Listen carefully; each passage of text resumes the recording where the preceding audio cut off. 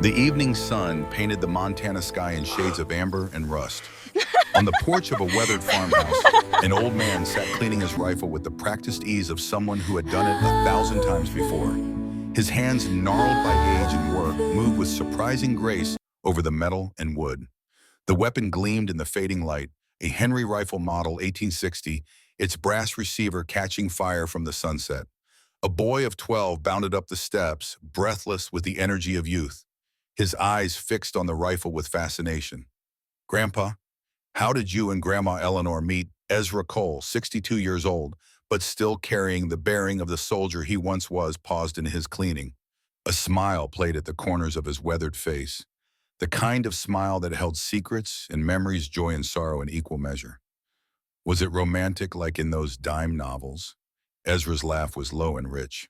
The sound carried across the empty fields, disturbing a crow that had settled on the fence post. "Romantic boy." She pointed a knife at my chest and told me I'd bleed if I came closer. Benjamin's eyes went wide. His mouth formed a perfect circle of surprise. "Really, why?" The old man set down his cleaning cloth. His gaze drifted toward the eastern hills where 3 old graves stood, marked by weathered stones. The smile faded from his face, replaced by something deeper. Something that looked like remembering and regretting and accepting all at once. "Because 30 years ago I was a dead man walking." He picked up the rifle again, holding it with reverence. "And she was running from something worse than death." Benjamin reached out to touch the weapon, his fingers stopping just short of the barrel. "This rifle, you've had it that long?" "Longer. Bought it in 1865, right after the war ended. Cost me $42. That was 4 months' pay for a soldier back then." Ezra's thumb traced the worn stock. 16 shots, lever action. "This rifle kept me alive at Spotsylvania." "Kept your grandmother alive too." "Tell me the story, please." Ezra looked at the man, seeing in his eager face a hunger for truth that reminded him of another child long ago. A girl with blue eyes and a laugh that could fill any room. His sister Sarah, dead before she turned 13. "All right, but you have to understand something first." He leaned forward, his voice dropping low. "The man I was then, he wasn't your grandfather. He wasn't anybody's anything. He was just a hollow thing going through the motions of living without ever really being alive." The sun touched the horizon. Shadows grew long across the land. It was August of 1868, Montana Territory, and death came to visit me in a way I never expected. The old man's eyes grew distant. The present faded. The past rose up like smoke. Montana Territory, August 1868. Ezra Cole stood behind his barn, splitting wood with mechanical precision. The axe rose and fell, rose and fell. Each strike sent a satisfying crack echoing across his property. Sweat soaked through his shirt despite the cooling air. The pile of split logs grew beside him, testament to hours of mindless labor. He paused, wiping his brow. That's when the smell hit him. Not the clean scent of cut pine or the dusty aroma of late summer prairie. Something else, something darker. A smell he knew too well from fields where men fell by the thousands, from hospitals where surgeons worked until their hands cramped from freshly turned earth that covered those who would never see another spring. The smell of death. Ezra set down the axe. His hand moved automatically to check the Henry rifle leaning against the barn wall. Loaded, always loaded. A man alone in Montana Territory learned that lesson quick or didn't live long enough to regret it. He walked toward the well, scanning the horizon. His property stretched out before him. Good land. His father had chosen well before the fever took him. 320 acres under the Homestead Act, purchased fair and legal in 1866. The deed sat in a strong box under his bed along with his discharge papers and the few dollars he'd managed to save. The smell grew stronger near the house, not from the graves. Those were 6 months old now. The earth settled the pain of digging them, still fresh in his memory, but the bodies long past the stage of offensive decay. He stopped at his mother's grave first, then his father's. Finally, the smallest one. Sarah. Her name came out as a whisper. He pulled a rag doll from his pocket, handmade by their mother years ago. The fabric was faded, one button eye hanging loose. He set it gently on the grave marker. "I promised you, little bird. I promised I'd keep living." The words felt hollow. He'd been alive for 6 months since her death, but living, that was something else entirely. Living meant purpose. Living meant connection. Living meant feeling something other than the endless gray fog that filled his days. He woke before dawn, fed the horses, checked the fences, worked the land, ate enough to keep his body functioning, collapsed into dreamless sleep. The cycle repeated, day after day, week after week, month after month. The folks in Benson Creek, 2 days' ride southeast, had stopped trying to draw him out. He'd heard from the supply trader that they called him the crazy coal hermit now.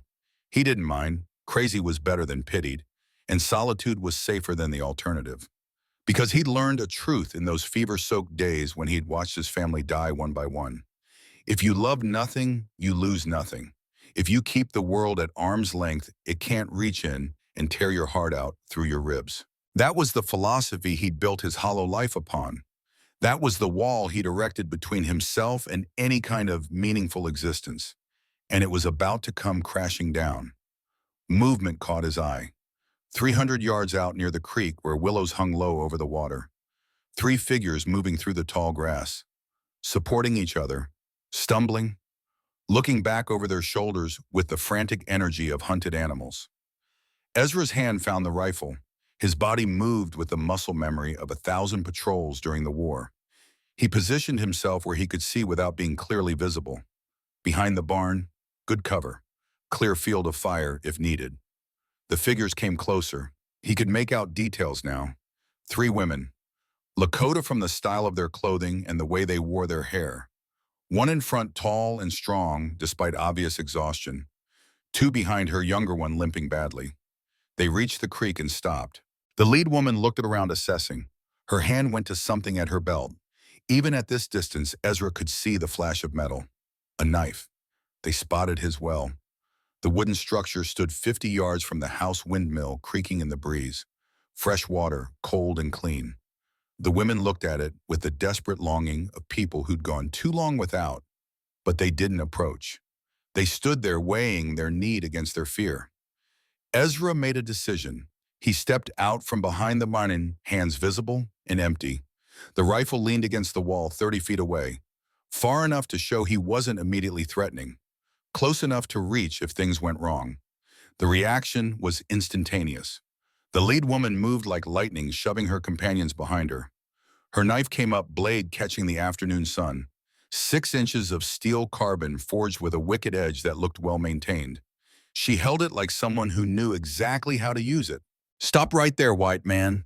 Her voice carried across the distance, hoarse, rough with exhaustion and something else. Suspicion, hatred, fear, all mixed together in 2 short sentences. Ezra stopped walking.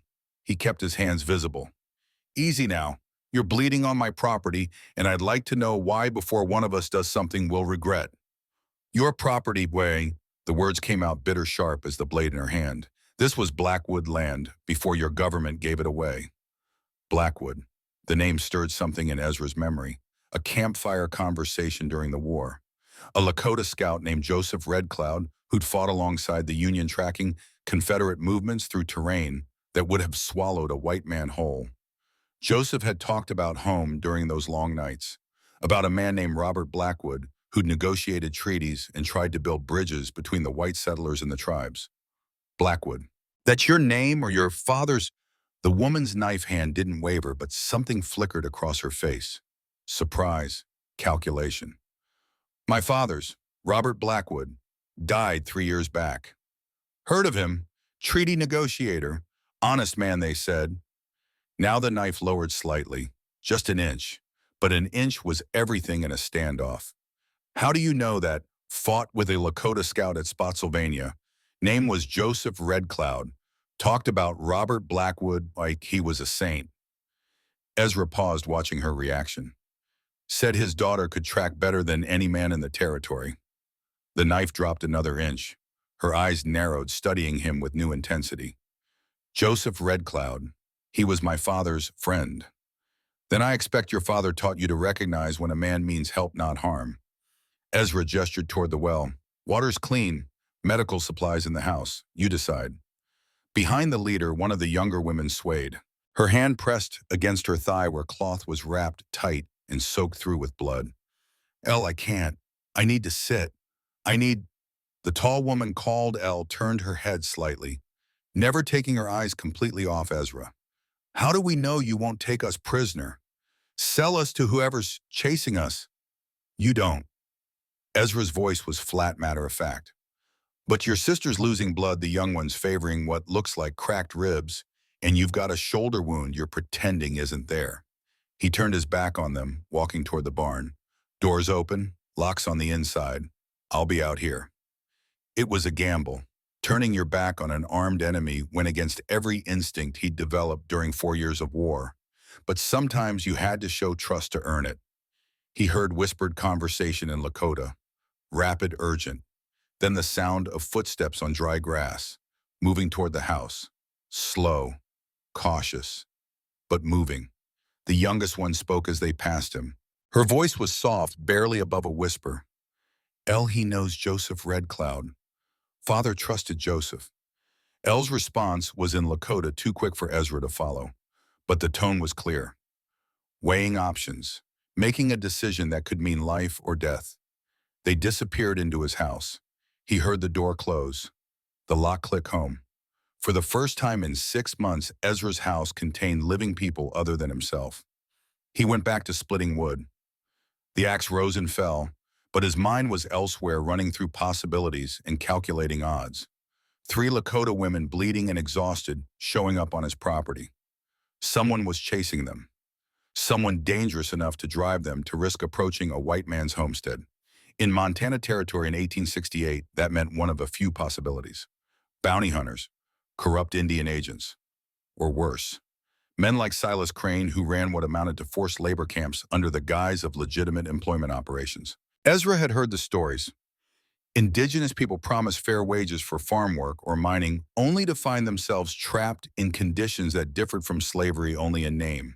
Beaten if they tried to leave, hunted if they escaped, sold to the highest bidder if they had skills someone wanted. He split another log. The 2 pieces fell apart clean. If these women were running from Crane's operation, helping them would make him an enemy of a powerful man, a man with resources and connections, a man who didn't forgive and didn't forget. Ezra looked at the 3 graves behind his house, his family taken by something he couldn't fight, couldn't negotiate with, couldn't shoot or stab or drive away. Maybe this was different.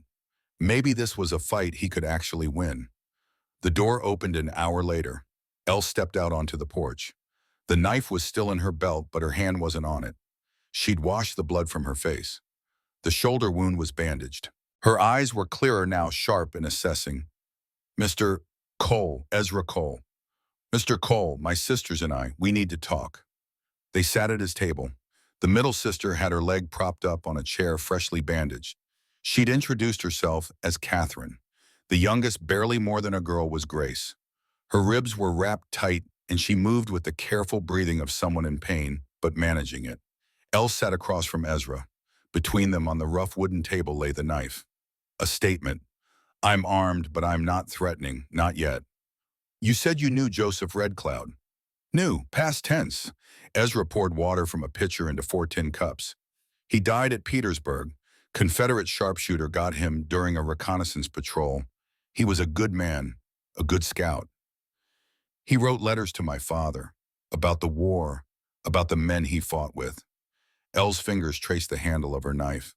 He mentioned a white soldier who stood up for him when other soldiers tried to hurt him. Never gave a name. Catherine spoke up, her voice stronger than her sister's. At Spotsylvania, May 1864, 3 Lakota scouts were killed by Union soldiers after a battle. Joseph survived because someone intervened. Ezra felt the memory rise up. Ugly, violent, the kind of thing he tried to bury deep. That happened, yes. Were you that someone? I was. He met Elle's eyes.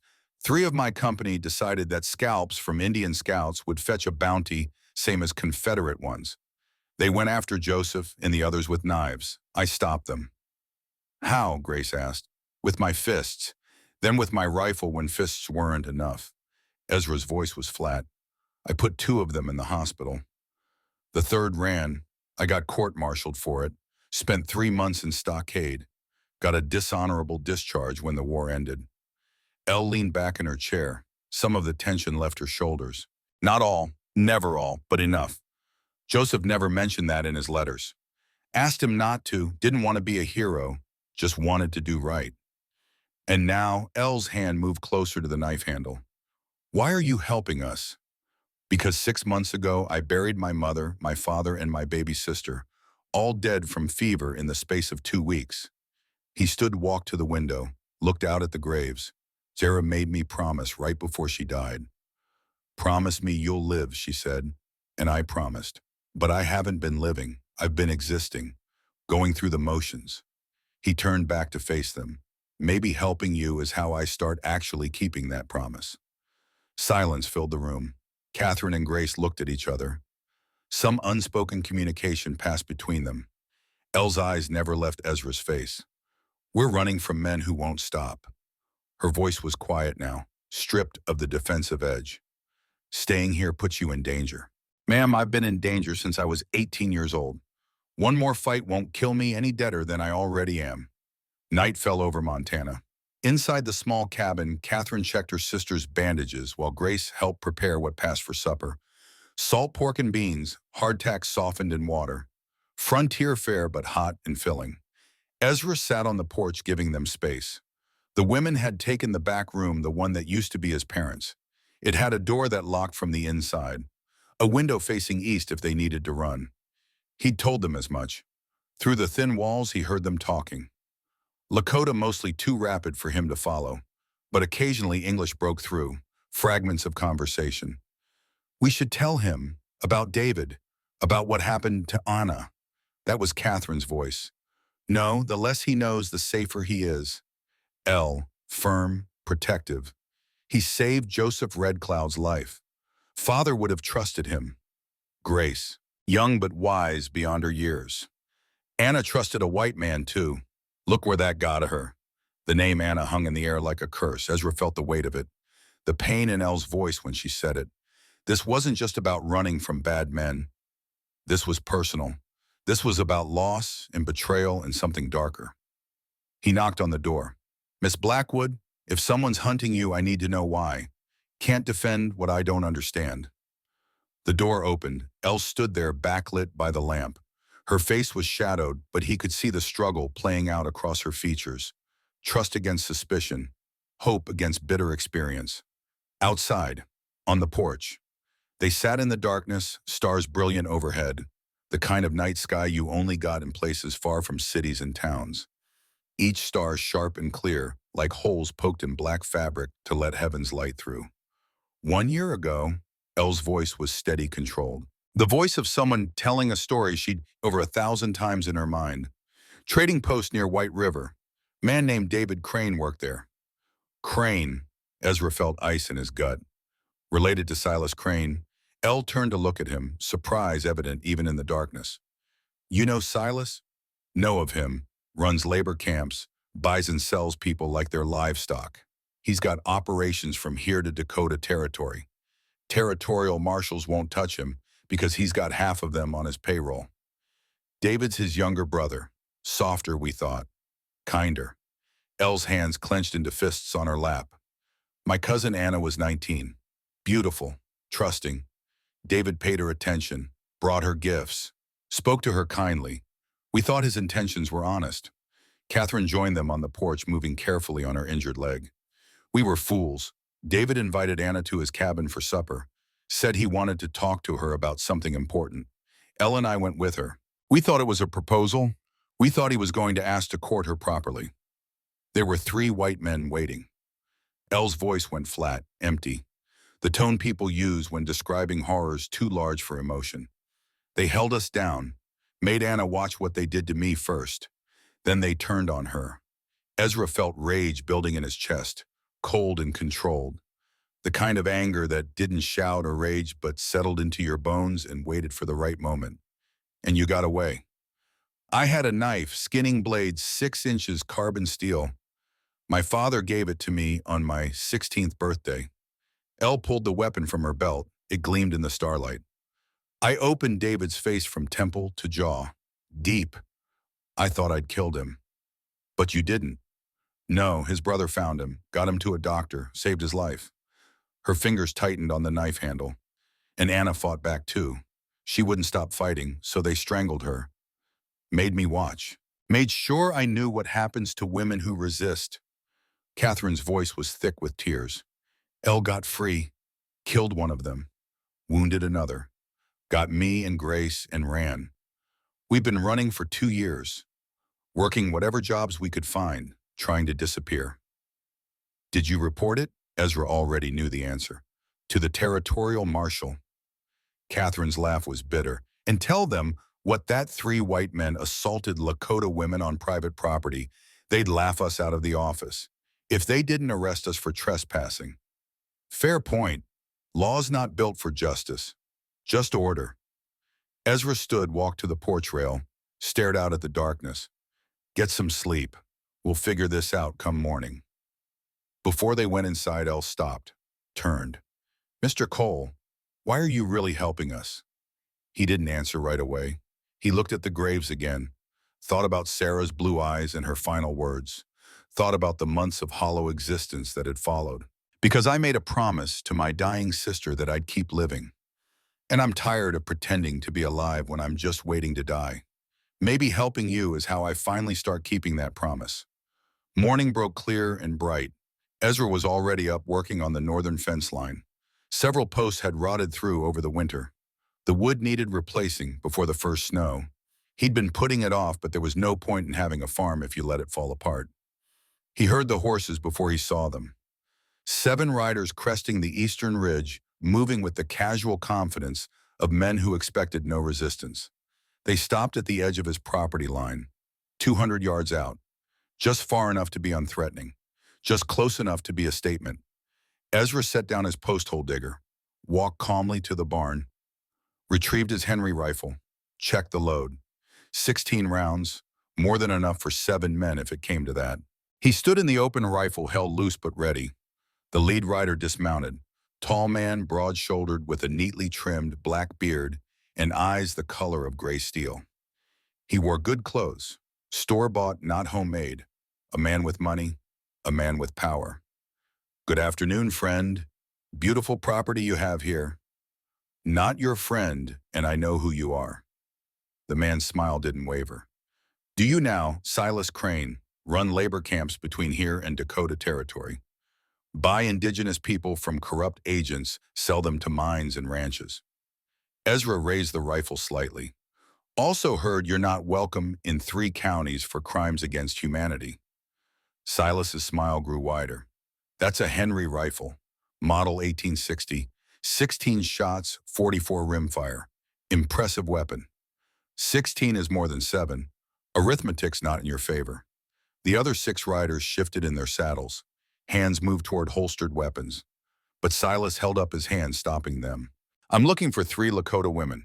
One of them injured my brother severely. They owe us for medical expenses, lost wages, damages to property. Heard a different version. Ezra's voice was calm, conversational. Heard your brother and 2 friends tried to rape them. Heard one woman died.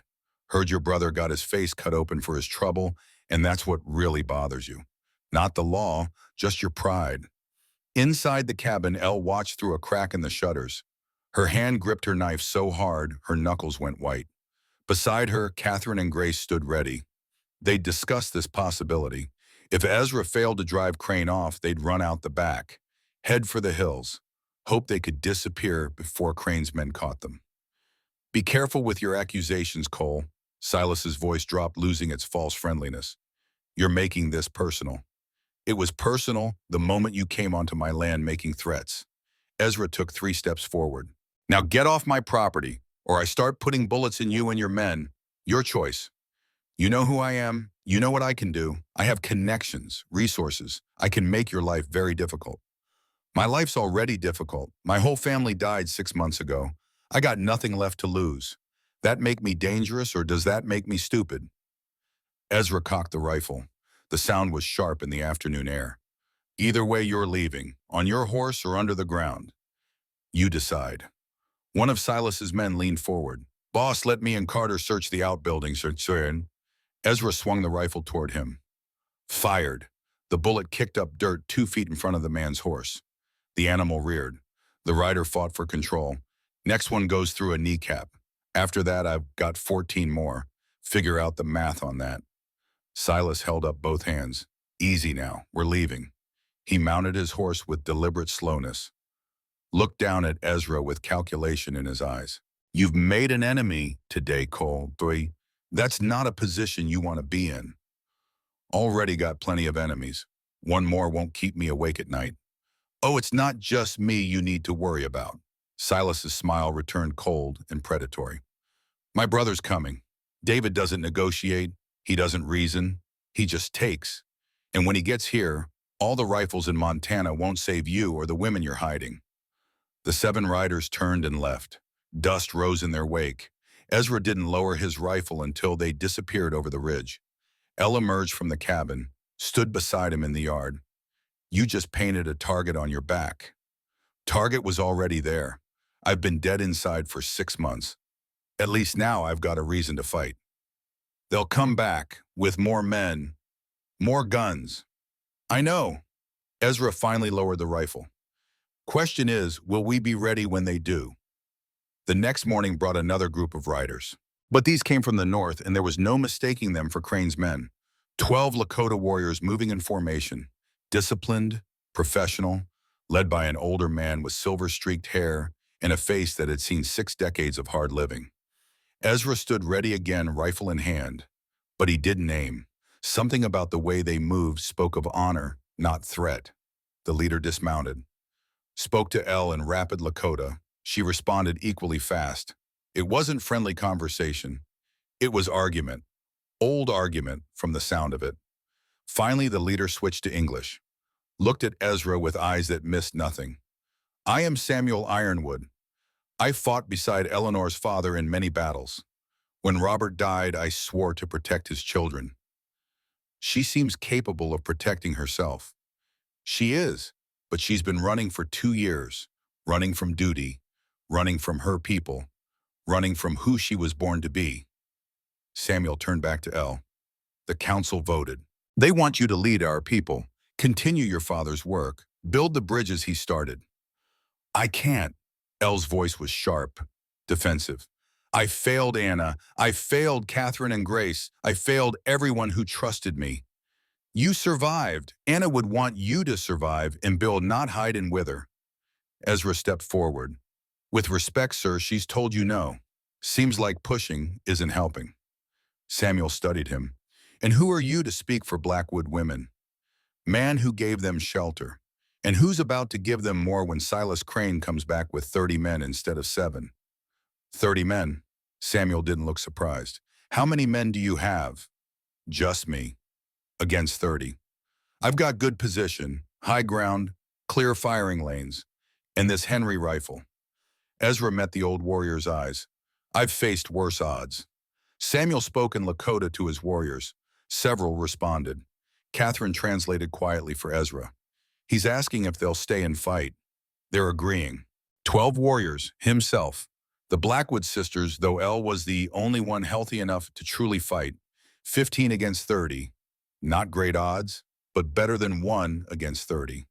Samuel turned back to Ezra. We'll stay, help you prepare, but understand something, white man. We're not doing this for you. We're doing it for Robert Blackwood's daughters. Don't care why you're doing this. Just glad you are. They spent the next 3 days turning Ezra's farm into a fortress. Shallow trenches around the perimeter, barricades at key points, fields of fire calculated and cleared, ammunition counted and distributed. On the 3rd evening, another rider arrived. White man, mid-30s, with the hard look of someone who'd lived rough. He approached slowly, hands visible. Name's Marcus Harding. I need to talk to Samuel Ironwood. Samuel emerged from the barn, saw Marcus. His hand went to his tomahawk. I know you. You worked for Silas Crane. Did work. Past tense. I got out. Marcus dismounted carefully. I've got information you need about where David Crane's main camp is, about the people still trapped there, including my wife and daughter. Elle stepped forward, knife already in hand. Why should we trust you? Because I'm married to Dawn Ironwood, Samuel's niece. We have a daughter, Lily. She's 5 years old. Marcus's voice cracked. They're hostages. Crane keeps them to make sure I don't betray him. But I can't watch anymore. Can't be part of it anymore. Samuel's face was stone. My niece married you. She did. Against your advice, I know, but she loved me, still loves me, and I love her. That's why I'm here. Marcus pulled papers from his coat. These are maps of Crane's camps, guard rotations, supply routes, everything you need to hit them. And what do you want in return? Ezra asked. Help getting my family out, that's all. After that, you can judge me however you want. Samuel can do whatever tribal justice demands. I just want Dawn and Lily safe first. Samuel looked at Elle. Your choice. He betrayed his own people to work for Crane. Can we trust him now? Elle studied Marcus for a long moment, saw the desperation in his eyes, the genuine fear for his family. She thought about Anna, about betrayal and trust and second chances. We trust him, but if he betrays us, I'll kill him myself. Marcus nodded. Fair enough. Dawn broke blood red on the fourth morning. Ezra stood on his porch watching the eastern horizon lighten. Beside him, Elle checked her weapons. Knife, pistol he'd given her from his father's collection. She moved with the calm efficiency of someone who'd accepted that today might be her last day alive. You scared? He asked. Terrified, you same, but fear keeps you sharp. Samuel joined them. Scouts report movement. 2 hours out, 27 men. David Crane is leading them. 3 less than we expected. Be grateful for small mercies. Catherine and Grace emerged from the house. Catherine's leg was healed enough to move, though she still limped. Grace was determined to fight despite being 17. If things go bad, Elle told her sisters, you run north. Samuel's people will shelter you. We're not leaving you. You will if I order it. Ezra cleared his throat. For what it's worth, I don't think it'll come to that. We've got good position, good people, and righteous anger. That counts for something. Does it? Elle looked at him, really looked at him. What happens if we survive today? Then we keep surviving, one day at a time. And will you go back to being the hermit, the dead man walking? He met her eyes, saw something there he hadn't allowed himself to hope for in 6 months. Connection, understanding, maybe more. No, I don't think I could go back to that if I tried. The riders appeared as the sun cleared the horizon. 27 men, just as the scouts had reported. They stopped at the edge of rifle range. Organized, disciplined. This wasn't a raid. This was a military operation. A man rode forward. Even at this distance, Ezra could see the scar on his face. A vicious thing running from temple to jaw. Puckered and angry. David Crane. Ezra Cole. His voice carried across the distance. Send out Eleanor Blackwood and we'll leave peacefully. Ezra raised his rifle. Fired. The bullet kicked up dirt 10 feet in front of David's horse. That's my answer. David's face twisted with rage. Then burn it, burn everything. His barn, his house, his fields, leave nothing standing. The charge began, 27 men rushing forward with guns blazing. The defenders opened fire from their positions. Ezra with his Henry rifle. Samuel's warriors with bows and rifles both. Elle with steady, careful shots from her pistol. Men fell, horses screamed. The trenches worked as planned, tripping the charge. But there were too many, always too many.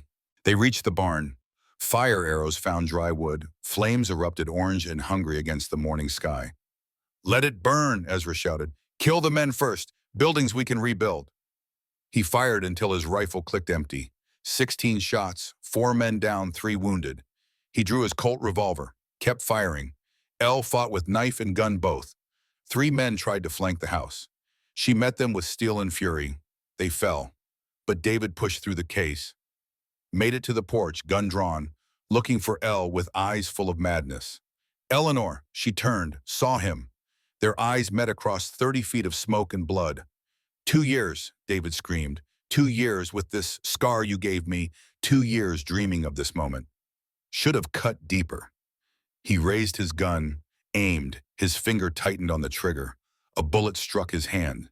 The gun flew away. He fell, clutching his shattered fingers. Marcus stood 20 yards out, rifle still smoking.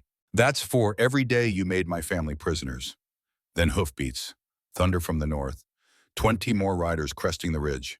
Samuel's reinforcements arriving exactly when planned. The charge broke. Crane's men scattered. Some fled, some surrendered. 7 lay dead, 12 wounded. David tried to crawl away. Samuel's warriors surrounded him, bound him, dragged him upright. Elle approached slowly, knife in hand, every step deliberate. She stood before the man who'd haunted her nightmares for 2 years. I could kill you now. Should kill you. David smiled through his pain. Blood ran from his ruined hand. Do it. Prove you're no better than me. The knife trembled. Ezra watched, knowing this moment belonged to her alone. Whatever she decided, he would support. Seconds stretched, a lifetime held in the space between heartbeats. Elle lowered the knife. No, you don't get to die quick. Don't get to escape what you've done. She looked at Samuel. Tribal justice. Let the council decide his fate. Samuel nodded, deep respect in his eyes. Your father would be proud. Samuel's warriors took David away immediately, 6 of them forming a tight escort as they headed north toward a trading post with a secure root cellar. The capture detail would handle the rest. The battle was won. The farm was scarred, but standing. The barn was ash, but they were alive. As the wounded were tended and the dead counted, Ezra found Elle standing alone near the well. He stood beside her, didn't speak, just present, just there. I wanted to kill him. Her voice was barely a whisper. More than I've ever wanted anything. I know. But somewhere in that moment, I realized it wouldn't bring Anna back, wouldn't undo any of it, would just make me into someone she wouldn't recognize. That takes strength, real strength, more than pulling a trigger. She turned to look at him, tears on her face but steel in her eyes. What happens now? Now we rebuild. Together, if you'll stay. For how long? As long as you want. She kissed him then, quick, almost hesitant, but real, a promise in the touch. Then I guess I'm staying. Night fell over the scarred battleground. They buried their dead. Samuel's warriors sang songs for the fallen. Catherine treated the wounded. Grace helped Marcus prepare food for the exhausted defenders. Ezra sat on what remained of his porch, watching the stars emerge. Elle joined him, their shoulders touching, in comfortable silence. Marcus says David has a main camp, half a day's ride west. 20 prisoners, maybe more. His wife and daughter are there. We should go after them. When I shall, tomorrow night, while they're still disorganized. Before David's absence is noticed. She paused. It's dangerous. Everything worth doing is dangerous. She smiled, actually smiled, the first real smile he'd seen from her. When did you become an optimist? About 2 minutes after a beautiful woman pointed a knife at my chest and made me remember what it felt like to be alive. They sat in comfortable silence as the night deepened. Around them, the farm settled into rest. Warriors slept in shifts. Horses nickered in the corral. The wind carried away the last smoke from the burned barn. Tomorrow would bring new challenges. A raid on David's camp, more violence, more risk. But tonight, for the first time in 6 months, Ezra Cole felt something other than empty. He felt purpose. He felt connection. He felt alive. And somewhere in heaven, if such a place existed, maybe Sarah was smiling, because her brother had finally kept his promise. He was living. The next evening, Benjamin appeared on the porch before his grandfather had even settled into his chair. The boy's eyes were bright with anticipation, his hands fidgeting with barely contained energy. Grandpa, you promised part 2. Ezra chuckled, the sound warm and rich in the cooling air. Did I now? Well, a Cole keeps his promises. He gestured to the chair beside him. Sit down, boy. This part of the story gets darker before it gets lighter. Benjamin sat, pulling his knees up to his chest. Did you raid David's camp? We did, but first we had to plan it. And planning a raid is where good men separate themselves from dead men. The old man's eyes grew distant. The present faded. The past rose again. Montana territory, one day after the first battle. The farm bore the scars of violence. Burned timbers where the barn had stood. Bullet holes in the cabin walls. Dark stains in the dirt where men had fallen. But life continued. It had to. They gathered in what remained of the barn's foundation. Ezra, Elle, Samuel, Marcus, and 5 of the Lakota warriors who'd proven themselves in battle. The sun hung low, casting long shadows across the scorched ground. Marcus knelt in the dirt using a stick to draw lines and shapes, a map taking form in the dust and ash. This is David's main camp. He wasn't there during yesterday's attack. He led the assault personally, but his operation is still running. His second-in-command, Pike, manages it when David's away. Main camp here. He marked an X. 40 prisoners last I knew. Men, women, children. Lakota mostly. Some Cheyenne. Some are Arapaho. Anyone Crane's men could catch. Ezra studied the crude map. You said 20 before. That was 3 weeks ago. David's been busy since then. Marcus's voice was heavy with guilt. Every week more arrive. Some get sold off to mines, some to ranches. The ones that can't work get... He didn't finish. Didn't need to. Samuel leaned forward. Guard rotations. 4-man shifts, change every 6 hours. Midnight shift is weakest. They're tired cold. They huddle by the fires instead of watching the perimeter. Ezra ran calculations in his head. Numbers and odds, timing and distance.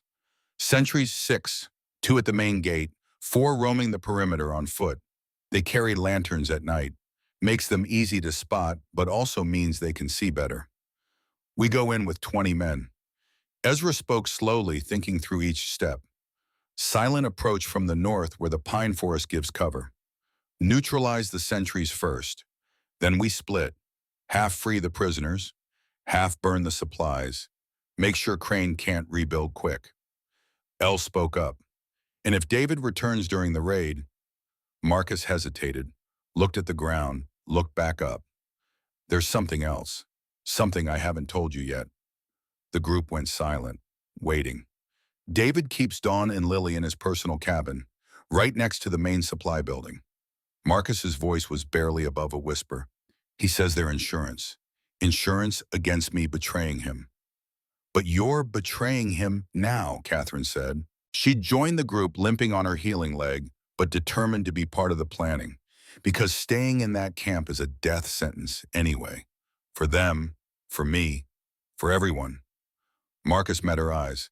At least this way they have a chance. Elle's hand moved to her knife. Old habit. What you did. Working for Crane, you helped him capture people.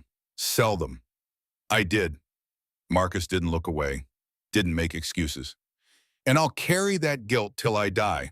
But I'm asking for a chance to make it right. One chance. Ezra looked at Samuel. What do you think, Lakota justice? Would you give him that chance? The old warrior's face was stone. My grandson was taken by Crane's men 2 years ago. Daniel was 16, strong, smart. They sold him to a mine in Colorado. Samuel's voice never wavered, never showed emotion, but his eyes held oceans of pain. He died there 6 months later, collapsed in a tunnel. They didn't even send his body home. Marcus went pale. Samuel, I didn't know. I swear I didn't know about your grandson. Would it have mattered if you did? The question hung in the air, accusation and challenge both. I want to say yes. Marcus's hands clenched. But honestly, probably not. I was too scared for my own family to think about anyone else's. That's the truth. That's my shame. Samuel stared at him for a long moment, then nodded once. Sharp. Final. If you betray us, I will gut you slowly and leave you for the coyotes. If you help us, if you prove yourself... He paused. I'll consider your debt partially paid. Partially. That's more than I deserve. Yes, it is. The planning continued. They divided into 3 teams. Samuel would lead 10 warriors to the prisoner barracks. Ezra and Elle would infiltrate David's cabin, rescue Dawn and Lily. Marcus would guide them in, but stay back, directing from a distance where his emotions wouldn't compromise the mission.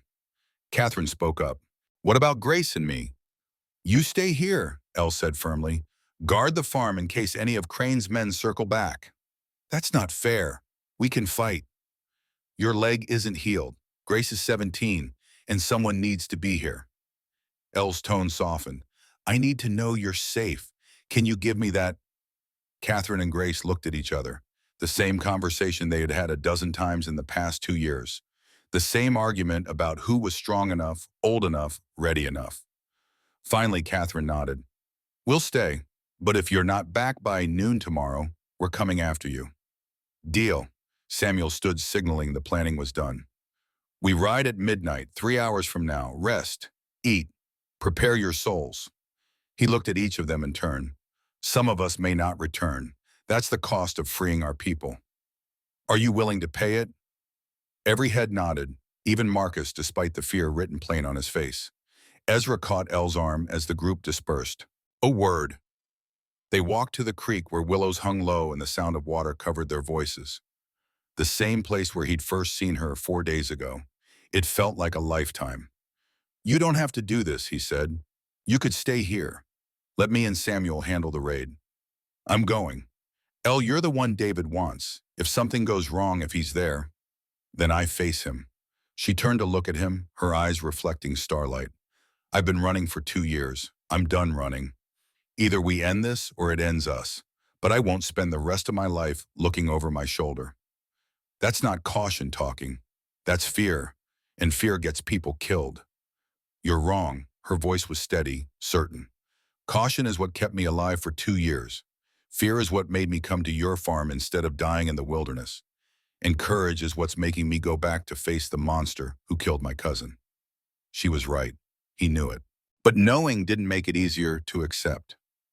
Promise me something, he said. What? Promise me you won't do anything stupid. Won't throw your life away for revenge. I promise to try. She smiled just a little. That's all anyone can promise. They stood in silence, listening to the creek. Then Elle spoke again, quieter this time. After this is over, if we survive, what happens? What do you want to happen? I want to stop running, want to build something instead of always running from what's been destroyed. She looked at the ruined barn, the scarred earth. Your farm. It could be rebuilt, made better than before. Our farm, Ezra corrected. If you stay, it's ours, not just mine. The word hung between them. Ours. A simple word that meant everything. Midnight came cold and clear. 20 riders assembled in the darkness. Warriors with faces painted for battle. Ezra with his Henry rifle cleaned and loaded. Elle with her knife and the pistol he'd given her. Marcus with maps and guilt and desperate hope all mixed together. They rode north, keeping to the low ground where shadows pooled thick. No one spoke. Sound carried at night. A cough, a clink of metal, a horse's snort could give them away miles before they reached the camp. Ezra rode beside Elle, their horses so close their legs sometimes brushed. Neither spoke, but the silence was comfortable. The silence of two people who'd learned to exist in each other's space without needing words. After an hour, Elle broke the quiet. Her voice was barely above a whisper. You scared, terrified. You telling, same. But I keep thinking about Anna, about how she'd want this, want us to fight, want us to win. Tell me about her, about who she was before. Elle was quiet for a moment, gathering memories. She laughed all the time, even when things were hard, even when we were hungry or cold or running from someone. She'd find something to laugh about. A sad smile crossed her face. She used to say that laughing was the only thing they couldn't take from us. As long as we could laugh, we were free. She sounds like she was strong. She was, stronger than me in a lot of ways. I survived by being hard, by building walls. Anna survived by refusing to let the world make her hard, by staying soft even when soft seemed like weakness. That's not weakness, that's the hardest thing of all. They rode in silence again. Then Ezra spoke, his voice low and rough. I keep thinking about Sarah, my sister. Last week before she died, she asked me to read to her favorite book, a collection of fairy tales our mother used to read to us. Did you know? No. Said I was too busy with the harvest. Figured I'd read to her the next day. His hands tightened on the reins. But there wasn't a next day. She died that night. Fever took her quick at the end, and I never got to read her that story. Elle's hand reached across the space between their horses, found his, squeezed. She knew you loved her. That's what matters. Does it, or is that just what we tell ourselves to make the guilt easier? Both maybe, but the guilt means you cared, means you're human. People who don't care don't feel guilty. Marcus appeared beside them, breaking the moment. 2 miles ahead. We should dismount here. Go on foot the rest of the way. They left the horses with 2 warriors who'd serve as their rear guard and escape route. The rest moved through the pine forest on foot, slow, careful, testing each step before putting weight on it. The camp emerged from the darkness like a wound in the earth. Rough wooden buildings arranged in a square, fires burning at intervals, guards visible as silhouettes against the flames. And beyond the buildings barely visible in the darkness, the cage. A pen made of logs 15 feet square, packed with human shapes huddled together for warmth. 40 prisoners, Marcus had said, maybe more. All of them depending on 20 warriors and one reformed villain to set them free. Samuel gathered the team leaders close, whispered instructions. Sentries first, silent, on my signal. He looked at Ezra. You and Eleanor. David's cabin is there. He pointed to a structure separated from the others.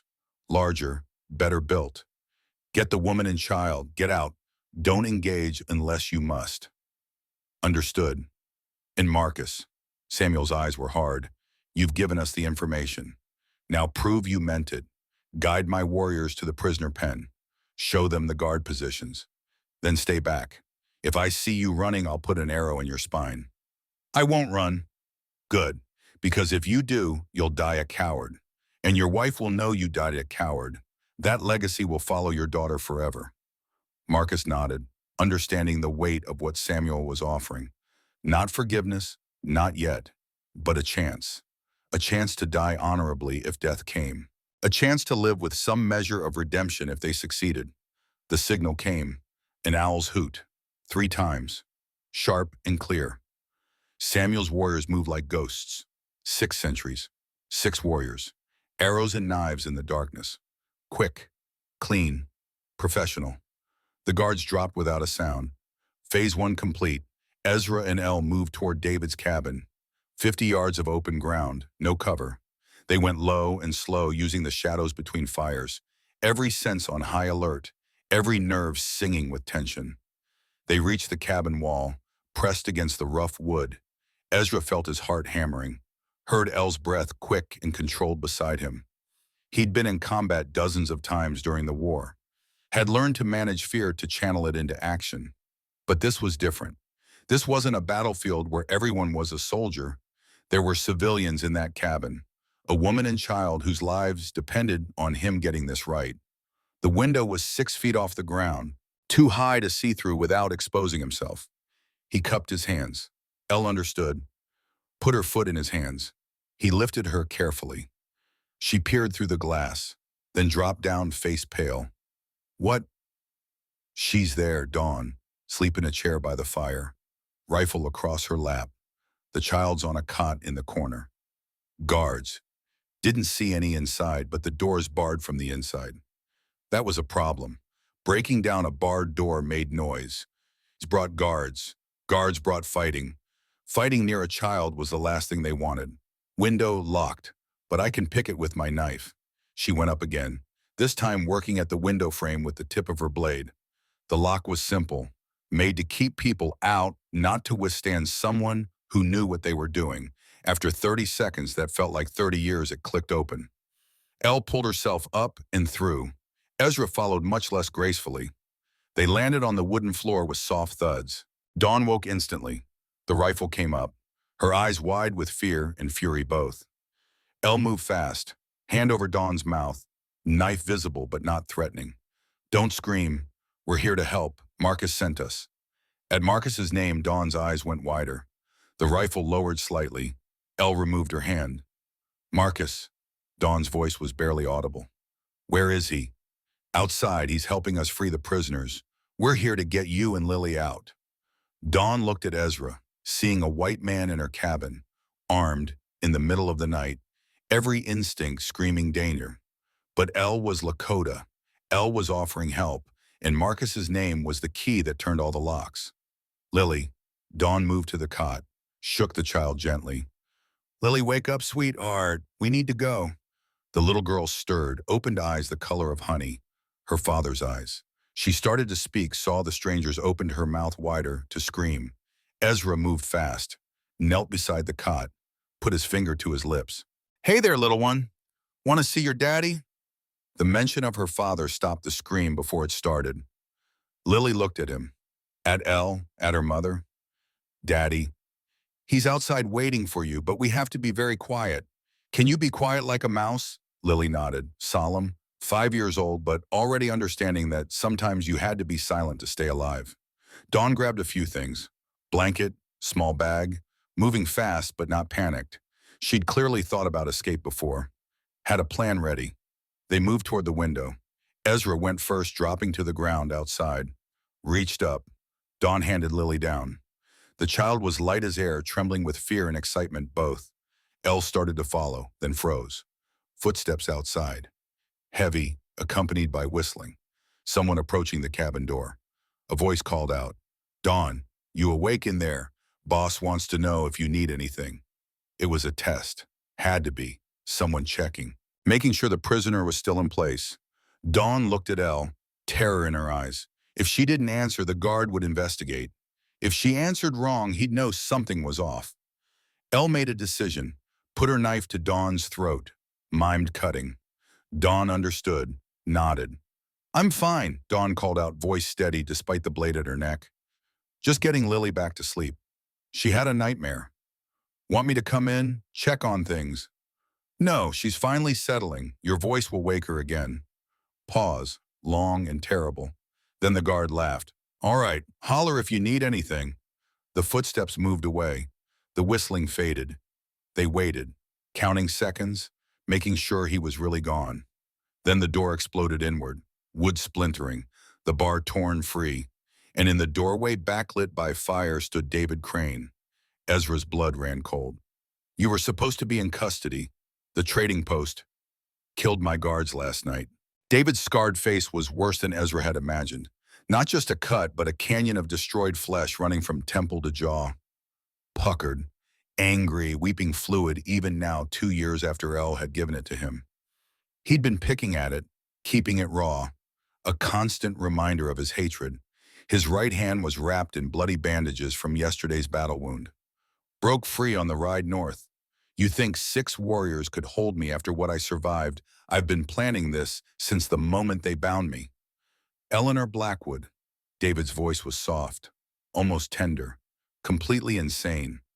2 years I've been waiting for this moment. His gun came up, aimed at Elle, but Ezra was faster. His Colt cleared leather and fired. The bullet took David in the shoulder, spun him back. The gun fell from his hand. Go, Ezra shouted. Take them and go. Elle grabbed Lily from him. Dawn followed. They ran toward the window. David lunged at Ezra. No gun now, but a knife in his left hand. Fast. Trained, dangerous, even wounded. They grappled, crashed into the furniture. The blade work was military, professional. Ezra had seen it before. Recognition hit him like a physical blow. I know you. Ezra's voice was hoarse. Spotsylvania, 1864. You were infantry, 2nd Company. David's scarred face twisted into a smile. Took you long enough, Scout. We fought side by side for 6 months. Shared rations. Shared watch duty. His knife came closer. Remember that farmhouse, the one with the woman and her children? The memory crashed back. A farmhouse. Confederate sympathizers, they'd said. David and 3 others wanting to make examples. Ezra had stopped them. That was the beginning of his court-martial. You were one of them. One of the ones who wanted to, and you stopped us, like you always did. Playing hero.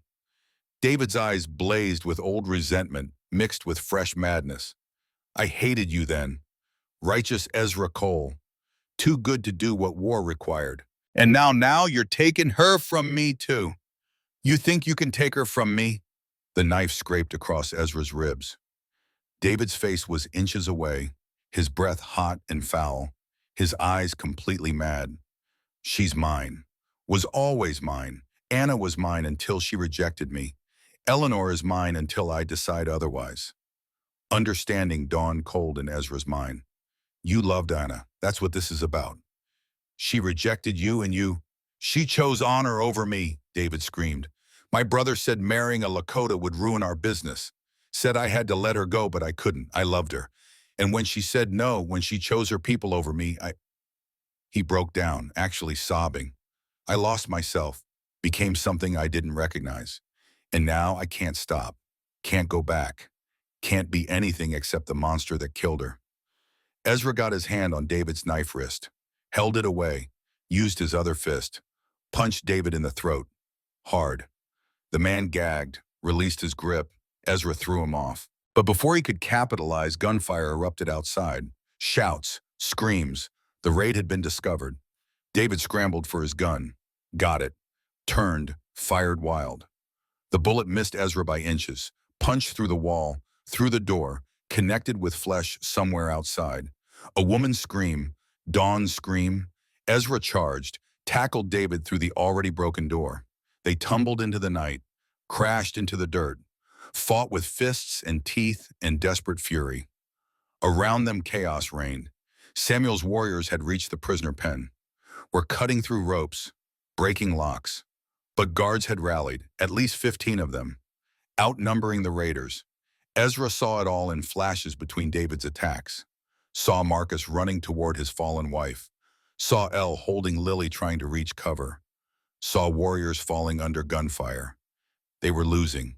David got on top of him, hands around Ezra's throat, squeezing. You should have stayed out of this, should have let me have her, would have let me. Now you'll die, and she'll watch, just like Anna watched. Ezra's vision darkened. His hand scrabbled in the dirt, found something, a rock, small, jagged, perfect. He swung it up, connected with David's temple. Once, twice, 3 times. The grip loosened.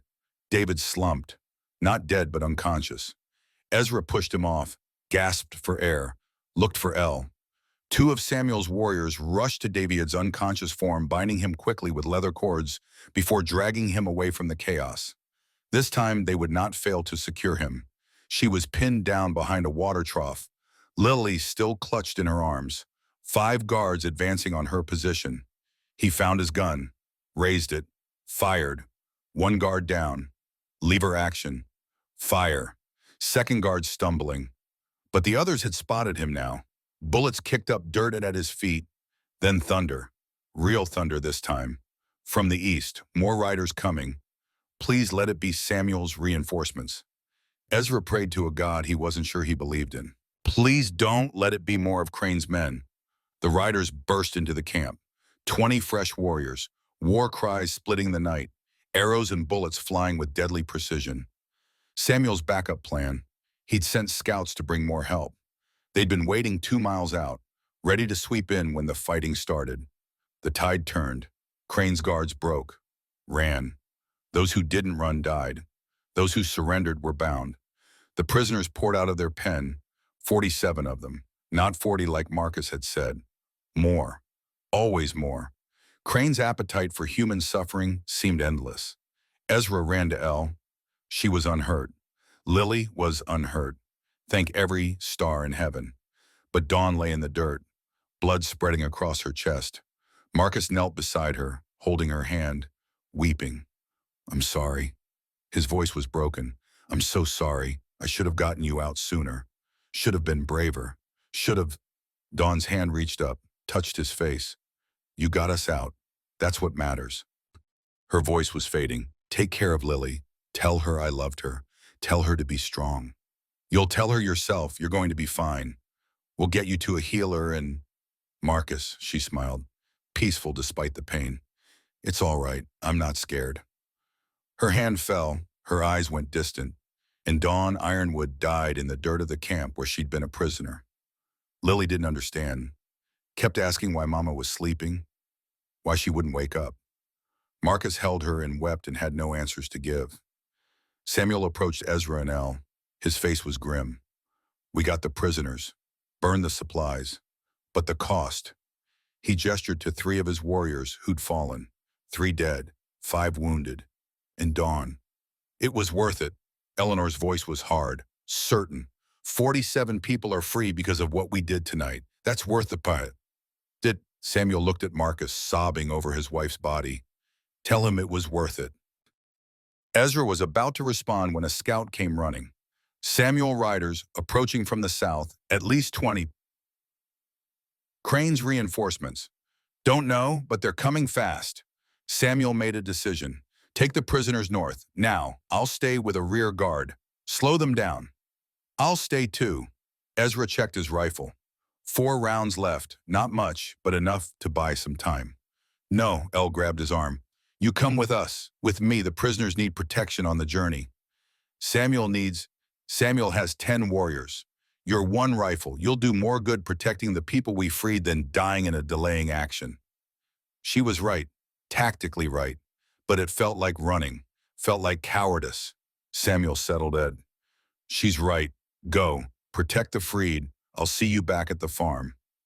They went. 47 freed prisoners, 20 raiders, and 1 grieving man with a confused child. They moved as fast as the weakest could travel, which wasn't very fast. Children, old people, injured, sick. 2 years in Crane's camps had broken many of them. But they were free. That counted for something. The reinforcements turned out to be territorial marshals, called by someone who'd seen the smoke. They were too late to help and too corrupt to care. They interviewed Samuel, and his warriors took notes that would never be read and rode off to do nothing. By dawn, they were 5 miles from the camp, moving through rough country where pursuit would be difficult. They stopped to rest near a stream. Ezra found Elle sitting apart from the others, staring at nothing. You all right? Dawn's dead, 3 warriors dead, and for what to free prisoners who'll just be captured again next month when Crane rebuilds. You don't believe that? Don't I? She looked at him. We didn't win tonight. We just delayed the inevitable. Crane has money, power, connections. He'll rebuild. He'll keep hunting, and we'll keep fighting until we're all dead. Or until we break the system that lets men like Crane exist. Ezra sat beside her. Your father tried to build bridges, change things from within. Maybe that's the real fight. Not raids and battles, laws and treaties. My father died trying, got nothing for his trouble except an early grave. He got you, and your sisters, and all the people he helped along the way. Ezra paused. That's not nothing. They sat in silence, watching the sunrise, thinking about the dead and the living and the complicated space between. 2 days later, they reached the farm. Catherine and Grace ran out to meet them. The reunion was tearful, joyful, tempered by the news of losses. Marcus and Lily stayed. Where else could they go? Elle insisted. Said they were family now. Family took care of its own. The 47 prisoners were divided. Some went to Samuel's people, some to other tribes. Some chose to stay near the farm, helping rebuild in exchange for safety and food. A community was forming, slowly, painfully, but forming nonetheless. 3 weeks passed. The barn was rebuilt bigger than before. Fields were plowed, fences repaired. Life found its rhythm again. One evening, Elle found Ezra by the creek, the place where she'd first pointed a knife at him, the place where everything had started. I need to tell you something. Her tone made him turn, serious, nervous, unlike her. What's wrong? Nothing's wrong, but Catherine confirmed something for me, something I suspected but wasn't sure about. Understanding dawned. You're pregnant. Yes. She watched his face for reaction. I'm about 2 months along, which means I was pregnant during the raid, during all the fighting. Ezra's first instinct was anger, that she'd risked herself, risked the child. But the anger died before it reached his tongue, because he understood. She'd needed to do this, needed to face her demons, needed to be free before she could truly build something new. Are you okay? Is the baby okay? Catherine says we're both fine, strong. She smiled tentative. I was terrified to hope for this. After everything, after losing so much, I couldn't let myself believe something so good could happen. He pulled her close, held her, felt her heart beating against his chest. 2 hearts, soon to be 3. I don't know how to be a father. I don't know how to be a mother. We'll figure it out. Together. Together. They stood like that as the sun set, as stars emerged, as the night settled over the farm that was becoming their home. In the weeks that followed, they learned new rhythms. Marcus proved skilled at carpentry. He rebuilt not just the barn, but added a second cabin for his family. Grace showed a gift for training horses. Catherine's medical skills became invaluable as more people sought help. And Elle began to transform. the hardness softening, the walls coming down, not all at once, not easily, but gradually like ice melting in spring. Samuel visited often, bringing news from the tribal council. They still wanted Elle to lead, but they could wait. A year, Samuel said, long enough for her to have the baby, to find her footing, to decide what kind of leader she wanted to be. On a clear morning in late autumn, a rider appeared, not threatening this time. Official, territorial marshal with papers in hand. Ezra Cole. That's me. Got a legal summons for you. Someone's contesting your homestead claim. The words hit like a punch. On what grounds? Choice. Says here you abandoned the property for 10 days back in August, failed to meet continuous residence requirements. The marshal handed over the papers. Claimant is listed as David Crane. Elle appeared from the cabin. David, but he's in custody. Samuel's people have him. Not anymore. The marshal's face was apologetic. Escaped 3 days ago, killed 2 guards doing it. And before he ran, he filed this claim with the territorial court. It's legal dated and witnessed. Ezra scanned the document. The language was dense, legal, but the meaning was clear. David was using the law as a weapon, trying to take through paperwork what he couldn't take by force. This says the hearing is in 60 days in Benson Creek. That's right. You'll need to prove continuous improvement and residence. Provide documentation. Bring witnesses. The marshal tipped his hat. Good luck. After he left, they gathered. Ezra L. Samuel Marcus, Catherine Grace, looking at the papers like they were a coiled snake. Can he do this? Catherine asked. Just file a claim and steal your land. If I can't prove my case, yes. Law says you need 5 years continuous residence for full ownership under the Homestead Act. I've only been here 2 years. Samuel's face was granite. So he's using your own government's laws against you. Smart, Marcus spoke quietly. David's many things, but he's not stupid. He knows he can't beat us in a fight now, so he's fighting where we're weakest, in court. Elle's hand went to her stomach, protective. What do? We prove our case, document every improvement, find every witness, make it impossible for any judge to rule against us. Ezra looked at the farm, at the new barn, at the fields, at the people who'd made it home.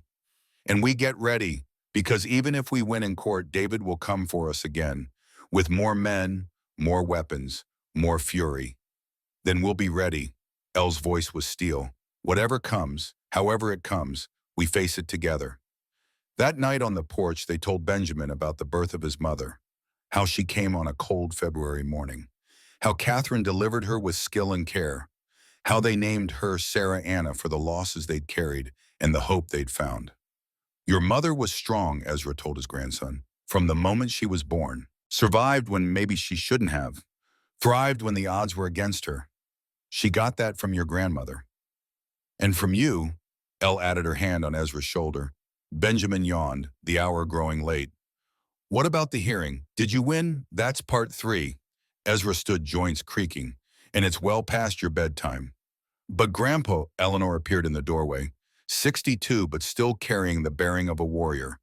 Inside Benjamin, school tomorrow. The boy reluctantly obeyed, but he stopped at the door, looked back. They didn't take the farm, did they? I mean, we're still here. Ezra smiled. We're still here. And that should tell you how the story ends. After Benjamin was inside, Eleanor and Ezra sat together in the darkness. Comfortable. Familiar. 30 years of shared history in the silence between them. Do you ever regret it? She asked. Taking us in that day, all the trouble that followed. Not once, not for a second. Not even when David came back. Especially not then. He took her hand.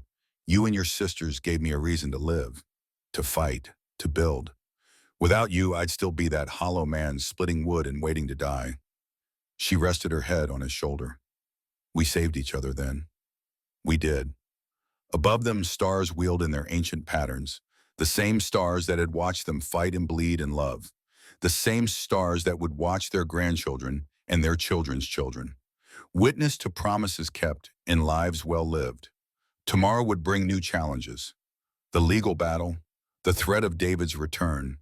the endless work of maintaining a farm and a family and a community. But tonight they had peace. They had each other. And that was enough. The next evening, Benjamin was waiting before the sun had even begun its descent. He sat on the porch steps, chin in hands, watching the road as if his grandfather might try to escape the telling of the final chapter. Ezra emerged with 2 glasses of water, handed one to the boy, settled into his chair with a groan that spoke of old bones and older wounds. Part 3, I'm guessing. You promised, so I did. The old man took a long drink.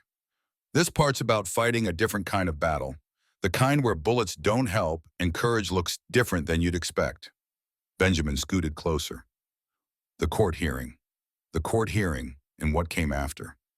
Ezra's eyes grew distant. 60 days to prove we had a right to exist on land we'd bled for. 60 days while a madman plotted revenge. Some of the longest days of my life. The present faded. The past rose. Montana Territory, autumn 1868. 60 days until the hearing. 60 days to build a case or lose everything. Ezra spread papers across his kitchen table. Deed filed November 1866. First improvement documentation well dug, April 1867. Receipts for lumber seeds livestock. Every scrap of paper that proved he'd worked this land, improved this land, made it productive. Catherine stood beside him, reading over his shoulder. Is it enough? I don't know. Homestead Act requires proof of continuous residence and improvements worth at least $200 before full title transfers. I've got the improvements documented. It's the residence that's tricky because you were gone for 10 days in August. Exactly. David's claiming I abandoned the property. That breaks the continuous residence requirement. Eleanor entered carrying more papers. Samuel brought these, statements from his warriors who were here during those 10 days. They'll testify you were defending your property, not abandoning it. Will a territorial judge accept testimony from Lakota witnesses? He'll have to. Samuel spoke to a lawyer in Fort Benson, a man named Williams. He says indigenous testimony holds legal weight if it's corroborated by white witnesses. And do we have white witnesses? Marcus spoke from the doorway.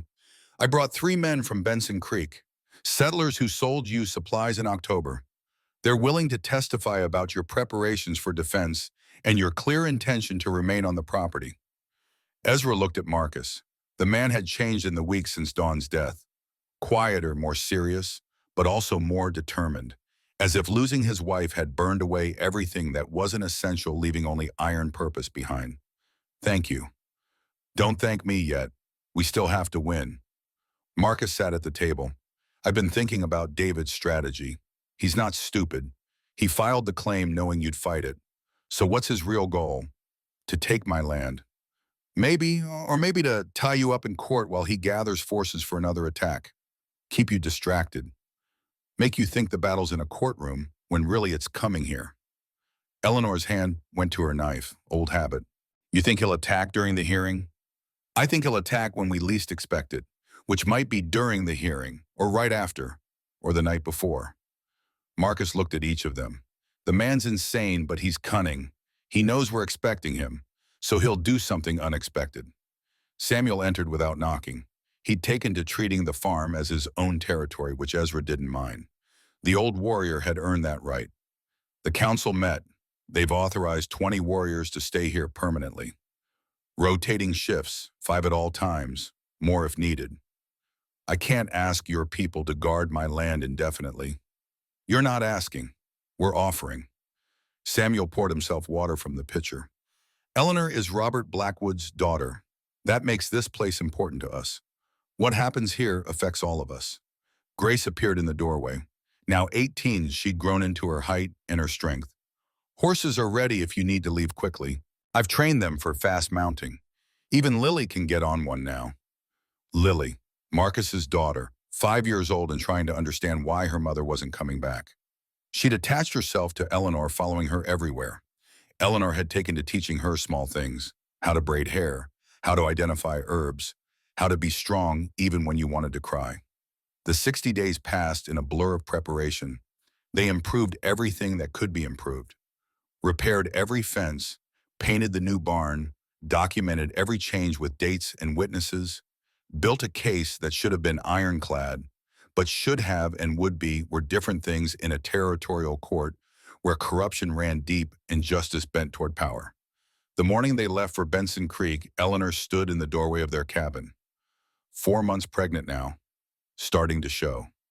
She placed her hands on her stomach with a mix of wonder and fear. What if we lose? Ezra finished loading the wagon. Supplies for 3 days, documents, weapons hidden under blankets. Then we fight it a different way. What different way? If the court rules against us, the law says we have to leave. The law also said it was legal to own human beings. The law said indigenous people weren't citizens. The law's been wrong before. He helped her into the wagon. We'll figure it out. Together. Samuel rode alongside with 10 warriors. Marcus drove a second wagon with Catherine and Grace. They'd all insisted on coming, said this was their fight too. Ezra had stopped arguing. When people wanted to stand with you, you didn't push them away. The journey to Benson Creek took 2 days. They camped the first night near a stream where cottonwoods grew thick. Catherine checked Eleanor's health. Everything was fine. The baby was strong, growing well despite the stress.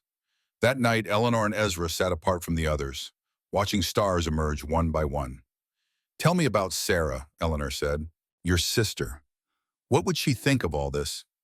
Ezra smiled, remembering. She'd probably tell me I was being stubborn, that I should just move somewhere easier, somewhere safer. But she'd understand why I'm fighting, why I'm not running. He paused. The land itself doesn't matter that much. It's good land, but there's other good land. It's what the land represents. Home, family, something we built together. Our farm, our home, our future. He looked at her. That's worth fighting for. Even in a courtroom where the decks stacked against us. Benson Creek was larger than Ezra remembered. Maybe 200 people now. Wooden buildings lining a main street, saloons and stores. A church, and at the far end a 2-story building that served as courthouse and territorial office. They arrived on the morning of the hearing, stood outside the courthouse watching people gather, settlers mostly, some of them curious, some hostile. News had spread about the case, about the hermit farmer defending his land against David Crane's claim. A man in a dark suit approached. Late 40s, graying hair, sharp eyes behind spectacles. Mr. Cole, I'm Robert Williams. Samuel Ironwood hired me to represent you. They shook hands. Williams's grip was firm, confident. Can we win? Honestly, I don't know. The judge is Thaddeus Morton. He's fair more often than not, but he's also politically connected. And the Crane family has donated significantly to territorial causes. Williams gestured toward the courthouse. But we have good evidence, strong witnesses. If Morton follows the law instead of politics, we'll win. And if he doesn't, then we appeal. But that takes time and money. Time they didn't have. Money they didn't have. But Ezra nodded. Let's go make our case. The courtroom was smaller than he'd expected. Wooden benches, a raised platform for the judge, windows on 2 sides letting in morning light. Maybe 60 people crowded inside, more standing in the back. Judge Morton entered. Tall man, severe face hair, white as snow. He sat behind his bench with the weight of authority and gestured for everyone to sit. Case of David Crane versus Ezra Cole regarding contested homestead claim on property described as. He read legal coordinates that meant nothing to anyone not holding a surveyor's map.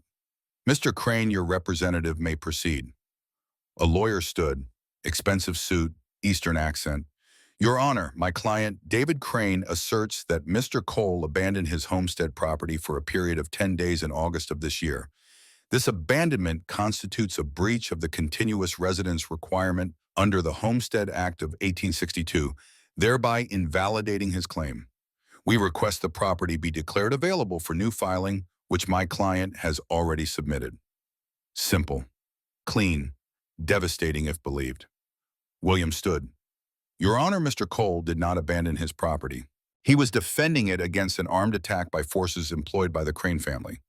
This defense of homestead is explicitly permitted under territorial law and does not constitute abandonment. Morton's eyebrows rose. Armed attack, that's a serious allegation. We have multiple witnesses, Your Honor. both indigenous and white settlers who observed and participated in the defense. Objection, Crane's lawyer stood quickly.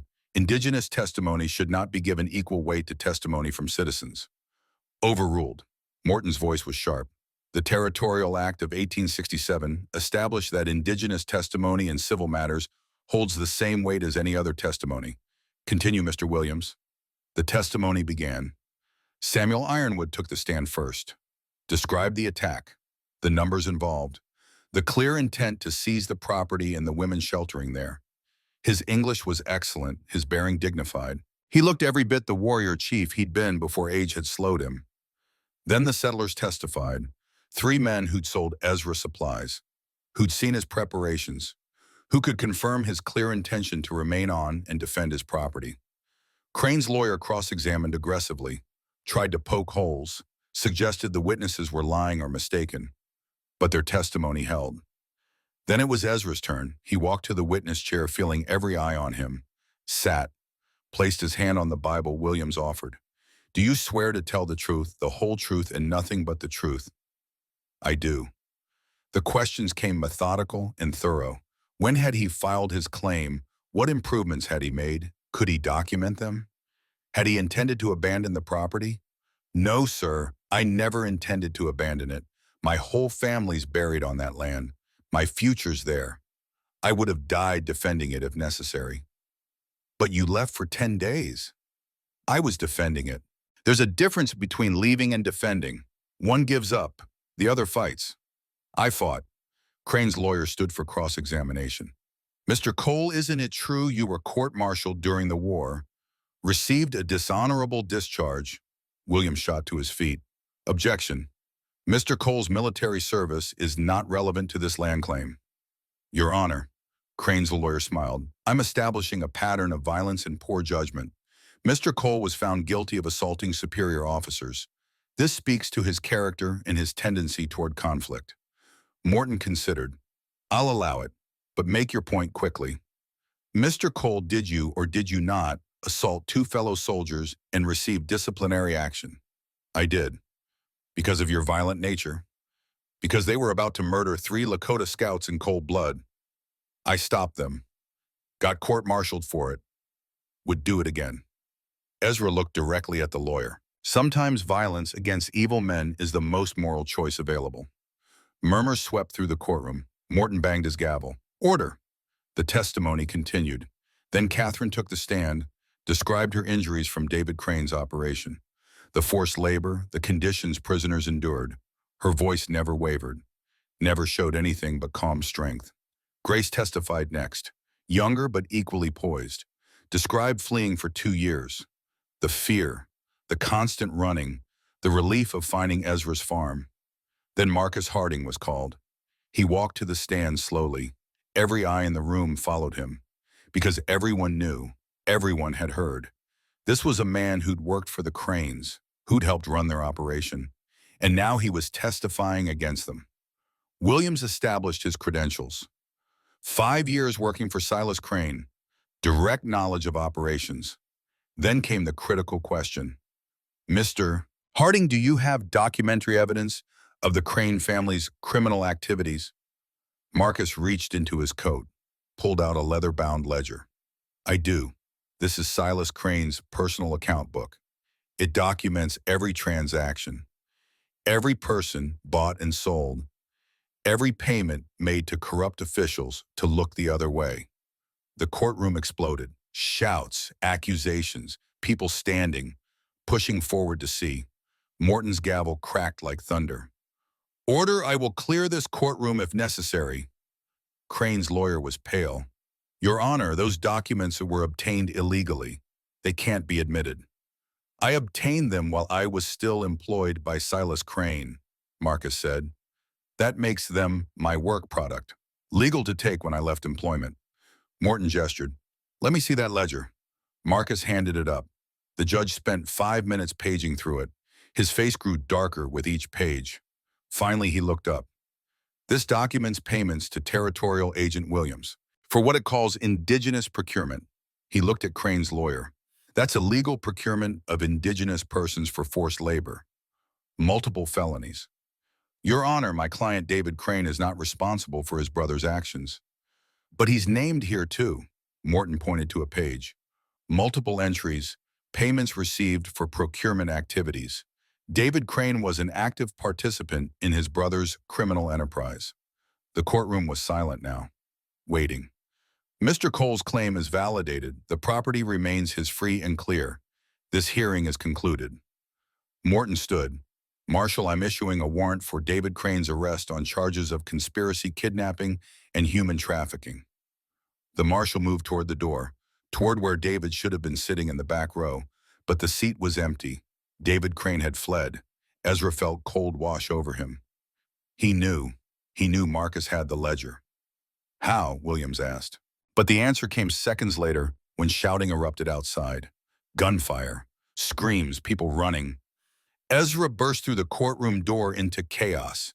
David Crane stood in the middle of the street, gun in each hand. Wild, desperate, completely insane. Ezra Cole, his voice cracked.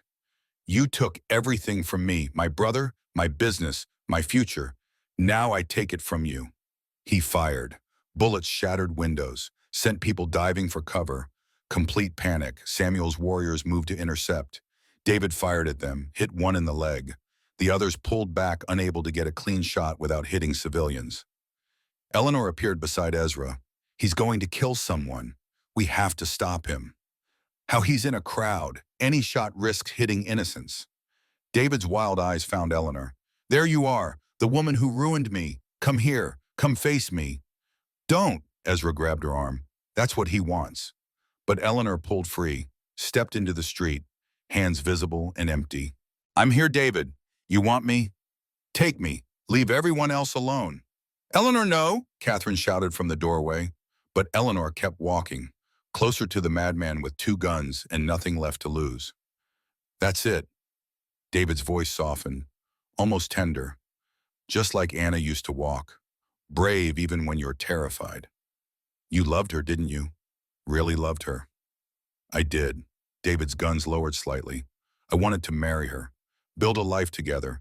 But my brother said no, said it would ruin our reputation, our business. Tears ran down his scarred face. So I tried to take what I couldn't have, honestly. And I destroyed her, destroyed myself, destroyed everything. Then stop destroying, end this. Surrender, face justice. Maybe that's how you honor Anna's memory. David stood there, wavering, the guns trembling in his hands. Then he smiled, raised both guns toward Eleanor. 2 shots rang out almost simultaneously. Ezra's rifle, Marcus's rifle. Both bullets found David's chest. He staggered, fell. The guns clattered on the wooden street. Eleanor ran to him, knelt. He was still alive. Barely. Thank you, David whispered. Blood bubbled at his lips. For ending it. For making sure I couldn't hurt anyone else. I'm sorry, Eleanor said. And she meant it. Sorry for what he'd become. For the love that twisted into hate. For the path that led him here. Tell Anna, his voice faded. Tell her I'm sorry too. David Crane died in the dirt, the same way his brother had died months before. Both destroyed by their own evil. Both ending as cautionary tales of what happens when power meets corruption meets obsession. The marshal approached, looked at the body, at Ezra's rifle still smoking, at Marcus standing with his weapon.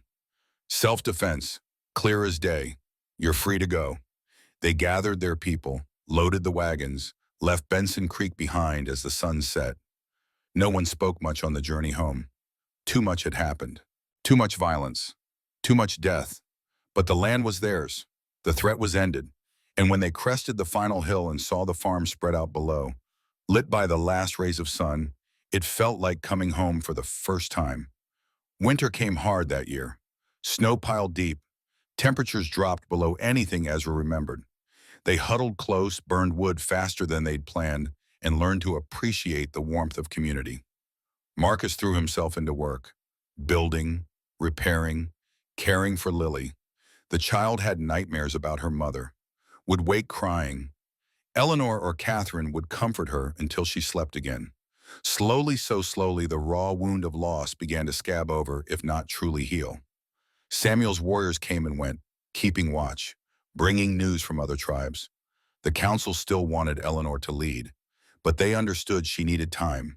A baby was coming, a family was forming, leadership could wait.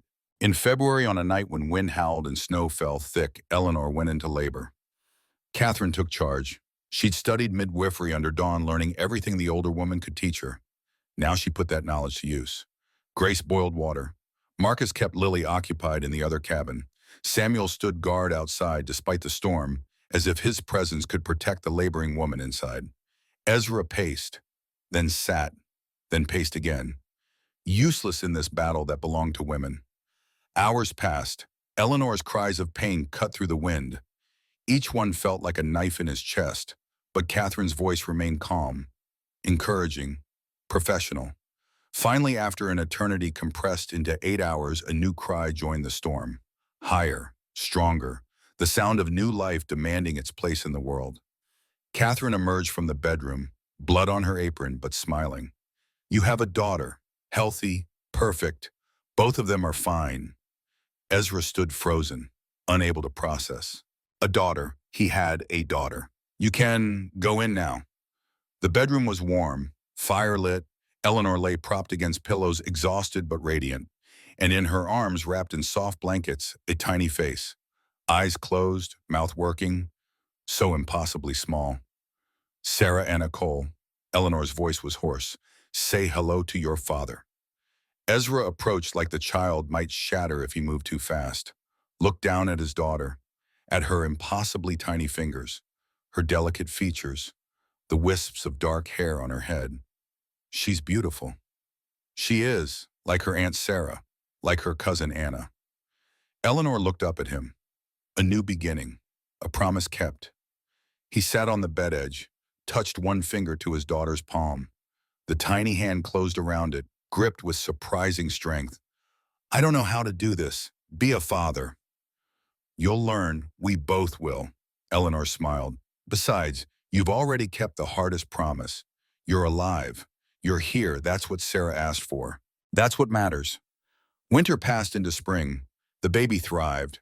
Marcus built a cradle from pine wood carved with patterns Dawn had taught him. Samuel brought gifts from the tribe. Blessing cloths, protective charms, toys carved from cedar. The community grew. More families arrived. Some Lakota fleeing reservations. Some white settlers who'd heard about the farm where different people worked together. They built more cabins, expanded the fields, created something that didn't have a name yet, but felt like the future. One evening in late April, Eleanor stood on the porch with Sarah Anna in her arms. Samuel approached, walking with the slow dignity of his years. The council met again. They've agreed to let Catherine serve as interim leader. Eleanor looked surprised. Catherine, not me. She's willing now, ready now, and she has skills the people need. Healing, diplomacy, your father's gift for building bridges. Samuel paused. But they want you to train her. Teach her what you know about leadership, about fighting when necessary and talking when possible. I can do that, Eleanor smiled. And in a few years, when Sarah Anna is older, when the farm is more established, maybe I can serve too. Your father would be proud of both his daughters. Samuel looked at the farm, at the people working, at the life being built. He wanted to create places where our people and white people could live together, share the land instead of fighting over it. You've done that here. Ezra did that. You both did it. That's how the best things are built, together. Eleanor found Ezra by the creek, their place where everything had begun with a knife and fear and desperate hope. Samuel says Catherine's going to lead, for now. How do you feel about that? Relieved, proud, a little guilty. She sat beside him, Sarah Anna sleeping against her chest. I spent 2 years running from responsibility, and now my sister's taken it on. You weren't running from responsibility. You were healing, learning to trust again, building strength. Ezra looked at the baby. And now you're raising the next generation. That's its own kind of leadership. They sat in comfortable silence. The creek murmured. Birds called. Somewhere in the distance, Marcus and Lily laughed about something. The sounds of life, of family, of home. What do you think happens next? Eleanor asked. More of this. Building, growing, teaching Sarah Anna about her heritage. Both sides of it, yours and mine. Will it work? Can our worlds really blend like that? I don't know, but we're going to try, and maybe trying is enough. He put his arm around her. Your father tried, we'll keep trying, and maybe our daughter will finish what we started. Eleanor leaned into him. I love you, Ezra Cole. I love you too. The sun set over Montana, over their farm, over the life they'd fought for and built together. And for the first time in years, the future looked bright. Present day 1898, the last light fading from the sky. Benjamin sat silent, processing everything he had heard. So that's how you and Grandma built this place. That's how, with blood and hope and the help of good people. Ezra stood, joints protesting. Your mother, Sarah Anna, grew up strong, learned to ride from Grace, learned healing from Catherine, learned to fight from her mother when necessary and negotiate when possible. Until the fever took her. Until the fever, old pain crossed Ezra's face. When you were 2, same sickness that took my sister. Like history repeating itself. Eleanor emerged from the house. 62 but still straight, still strong. Are you filling his head with our war stories? Our truth stories, Ezra corrected. He needs to know what this land, what it means. She came to stand beside them, looked out at the farm, at the buildings, at the fields, at the 3 graves on the eastern hill where Sarah, his parents, and now his daughter rested. Why did you tell me this story? Benjamin asked. All of it. Ezra knelt, bringing himself to eye level with his grandson. Because someday this will be yours. The land, the responsibility, the promise. He put his hand on the boy's shoulder. And I want you to know it's not just dirt and grass. It's every choice we made to build something instead of destroying, to protect instead of running, to love instead of hating. Your great-uncle Samuel used to say that land doesn't belong to people. People belong to land, Eleanor added. We're just caretakers, holding it for the next generation. For you. I'll take care of it, Benjamin promised. I'll remember the stories. I'll keep the promises. That's all we ask. Ezra stood.